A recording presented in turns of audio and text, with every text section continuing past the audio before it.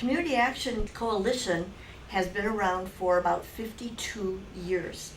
And maybe like me, I didn't know anything about it. I didn't know it existed. We're really happy that you came, and we hope that you will enjoy our little 45-minute to a half hour or to an hour presentation about our organization and what we do for the community and in the community. What we do here is generally people come to us and they're just about out of hope. They're in dire straits. And what we do at CAC through our various programs is provide support and opportunity for those folks so that they can be self-sufficient. We do it in three main ways here in Dane County. One is our housing casework program. To summarize that, there's a whole alphabet soup of different funding sources and programs that go into our housing programs.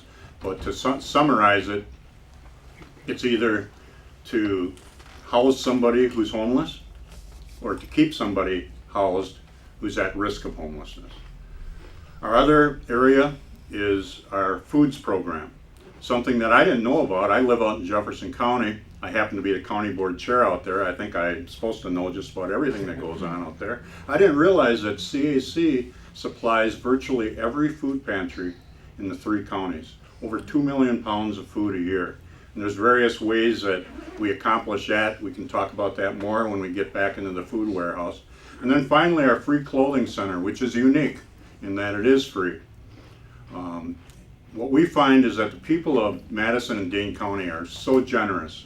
We get lots and lots of donations of clothes, and we get lots and lots of people who come in every week. Those who meet the income guidelines can come in once a month and get a bag of clothes and a pair of shoes for each member of their family. And that's where I personally get to see the work and the people that we serve most often. And it's really heartening because they come in and again, they're in kind of dire straits, and sometimes they feel a little bit ashamed because they're coming in for help.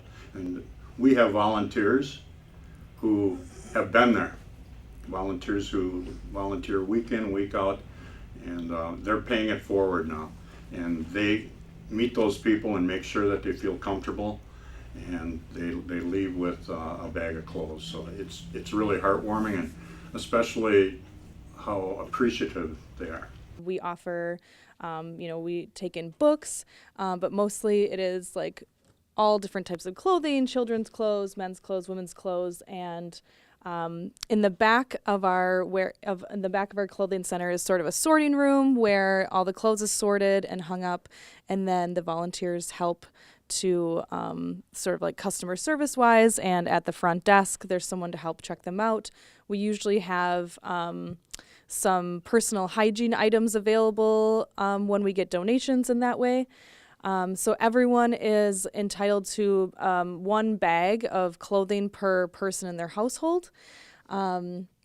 And yeah, as Jim had said earlier, most of these people who are coming through, it's not that they aren't working or that they have nothing. It's many people are just scraping by, working multiple jobs, and using the clothing center as a way to put more of the resources towards, rent or food and other like vital necessities. This is our food sorting warehouse. We are a food bank, so we distribute 90 food pantries in Dane, Jefferson, and Waukesha counties.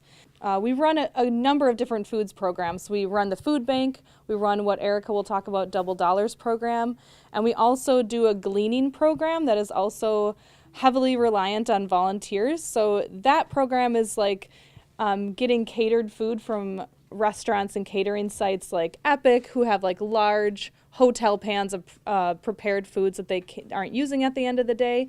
And so we'll like snatch all that up and then bring it to meal sites. And we also have a partnership with Badger Prairie Needs Network in Middleton that will downsize those quantities into small family-sized containers, and we can freeze those so they have a longer lifespan, as well as are like more family-friendly and like individual-sized. This is a federal program. It's called the Emergency Food Assistance Program, TFAB. What people used to think as the federal commodities started off as cheese and butter. It's gotten a lot bigger than that. You see fruits, vegetables, other kinds of staple foods. We get that in once a month. It's stacked right up to the ceiling. Some of our other sources, here's an example. There's a nut company in Waukesha. And apparently they ran a big load of peanuts and it didn't pass quality control, probably because it didn't have enough salt. Oh no, not enough salt. So we get a ton of nuts, peanuts, and then we get those repackaged in the family-friendly packages and distribute those. We also have coming up the Postal Food Drive. You probably are all familiar with that. Around Mother's Day weekend, they leave a bag for you and you can put that bag of food out on the porch. We handle all of that food.